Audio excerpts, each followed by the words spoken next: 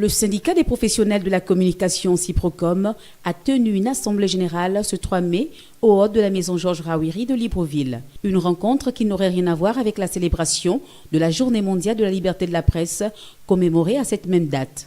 En grève depuis plusieurs semaines, seule la prise en compte des points de revendication saillants inscrits dans leur cahier des charges conduirait à la reprise du travail. Vous voyez donc l'effervescence.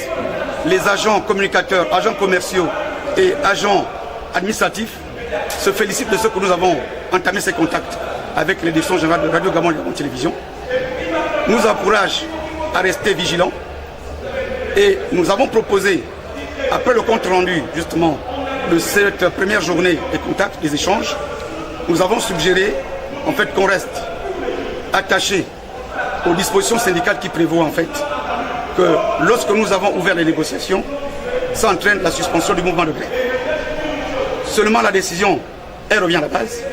La base a estimé qu'à ce niveau de contact, elle ne entrevoit pour l'instant aucun signe, aucune concession n'a été faite par la direction générale de Radio Gabon Gabon Télévision, indépendamment de la volonté d'aller dans ces négociations. Par conséquent, elle a décidé de poursuivre le mouvement de grève jusqu'à ce que les premiers signaux soient donnés par la tutelle. Et je crois que la base a même proposé quelques pistes de solutions, à savoir qu'il y a des problèmes qui peuvent être réglés dans l'immédiat et être considérés comme les premiers pas francs, visibles de la tutelle.